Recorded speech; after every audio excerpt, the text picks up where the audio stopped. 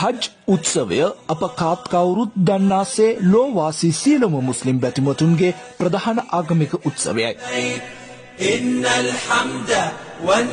මුස්ලිම් වරුන් සතු අවුරුදු ද්විතයෙන් එක් ප්‍රධාන අවුරුද්දයි. ඉස්ලාම් ආගමික දින දර්ශනයට අනුව වසරේ අවසන් මාසයේදී පළමු දින 9න් පසු එළඹෙන දසවෙනි දින මෙය සමරනු ලබයි. ඉන්නල් හම්ද වන්නාමත ලක වල් මුල්ක් ලෝවාසී සෑම මුස්ලිම් බැතිමතෙකුම පාහේ මෙය ඉබ්‍රාහිම් නබිතුමාගේ පරිත්‍යාගය සනිටුවන් කිරීමේ අරමුණින් සමරනු ලබයි. නබිතුමා විසින් වක්මනේ මක්කමා නගරයේ ස්ථාපිත කෞබා ප්‍රතිස්ථාපනය කොට සියලු දෙනාම මේ පින් බිමට වැඩම කර මෙයන් දෙවිනානන්ගෙන් ඇසූ ප්‍රාර්ථනාවේ එක් අංගයක් ලෙසද මෙම හජ් උත්සවය පෙන්වා දිය හැකියි. අල්ලාහ් දෙවිඳානන්ගෙන් ලද විශේෂ පරීක්ෂණ සියල්ලක්ම පාහේ නිසියාකාරව සමත් වෙමින් පැමිණි ඒ මොහොතේ දෙවිඳානන් විසින් නබි ඉබ්‍රාහිම් හට දුන් පරිත්‍යාගශීලීත්වය මැන බැලීමේ තවත් පරීක්ෂණයකදී ලද ජයග්‍රහණය ඒ පරීක්ෂණයේදී නබි ඉබ්‍රාහිම් විසින් කැප කළ පරිත්‍යාගයෙන් සීකරමින් අනුස්මරණය කරමින් කරන ආගමික උත්සවයකි මේ හජ් උත්සවය.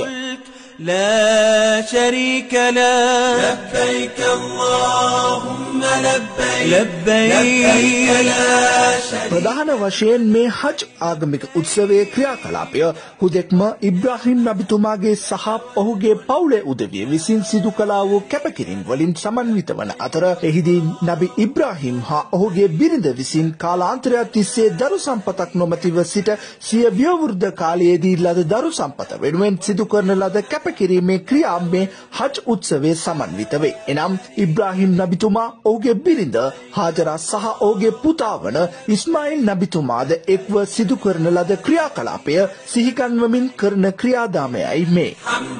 එහිදී අධියර වශයෙන් දින 10ක් පුරාවට හජ් කර්තව්‍ය සෞදියේදී ගෝලීය වශයෙන් ඉටු කරන අතර ලංකාව ගත කළ එදින උදෑසන මුස්ලිම් දේවස්ථානයට හෝ එලිමහන් ක්‍රීඩාංගණයට ගොස් වතාවන්හි නිරත වී අනතුරුව කුර්බාන් ලබා දීම පෙන්වා දිය හැකිය. ඉන් අනතුරුව සිය පවුලේ උදවිය අසල්වාසීන් ඥාතීන් සහ හිතමිතුරන් හට සිය සුභාශිංසන බෙදා හදා ගැනීම පෙන්වා දිය හැකිය.